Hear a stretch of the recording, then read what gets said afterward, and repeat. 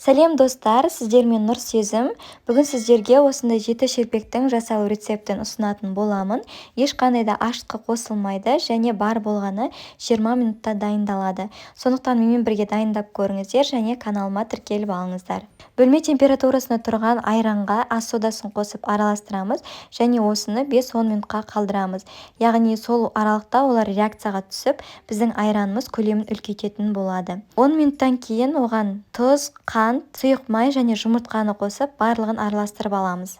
Бұл рецептке ешқандай да ашытқы қосылмайды, сондықтан жылдам дайындалады, әрі өте дәмді болып шығады. Сондықтан міндетті түрде жасап көріңіздер.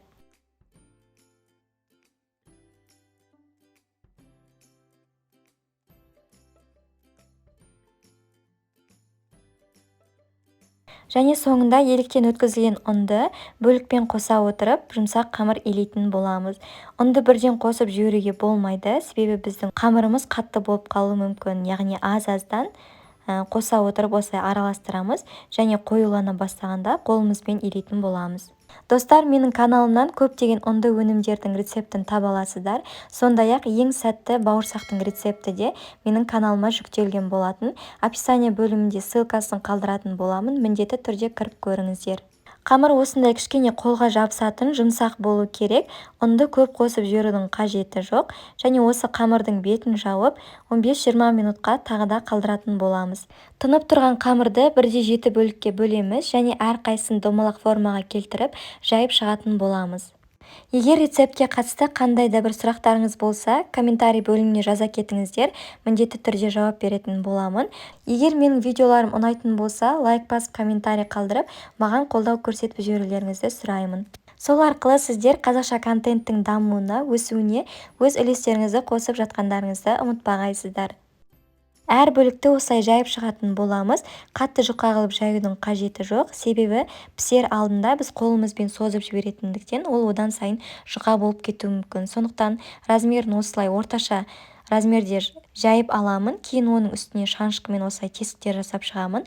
Және қамырды жайғаннан кейін бірден пісірудің қажеті жоқ. Оны кем дегенде шамамен 5-10 минуттай тындырып, содан кейін барып пісірсеңіз өте жақсы болып шығады, әрі өте жұмсақ болып шығады. Кейін қызып тұрған майға әр шелпекті салып бір-бірден пісіріп аламыз. Кейде шелпектің ортасы, шет жақтары осындай ақ болып қалуы мүмкін. Сол үшін шанышқының не болмаса осындай щипцейдің көмегімен айналдыра отырып пісірген дұрыс. Сол кезде барлық жағы бірдей пісіп шығатын болады. Екінші жағында аударып, дәл солай қызартып пісіріп аламыз. Шелпектеріміз қызарып, әдемі болып піседі және артық уақытты алмайды, сондай-ақ өте дәмді болып шығады. Сол үшін сіздерге де жасап көруге кеңес беремін. Егер сіздердің рецепттеріңіз басқа болса, осы рецептпен жасап көріңіздер. Бір жасағаннан-ақ шығады және сіздерге ұнайтынына сенімдімін. Жұма күнгі тілеген барша дұға тілектеріңіз, бағыштаған құрандарыңыз қабыл болсын дей отырып, сіздерге сәттілік тілеймін. Егер менің видеом ұнаған болса, соңына дейін көрген болсаңыз, менің каналыма тіркеліп алыңыз және алдағы шығатын видеоларды жоғалтып алмас үшін қоңырауша батырмасын басып қойыңыз. Сондай-ақ лайк басып, комментарий қалдыруды да ұмытпаңыздар. Баршаңызға ас болсын.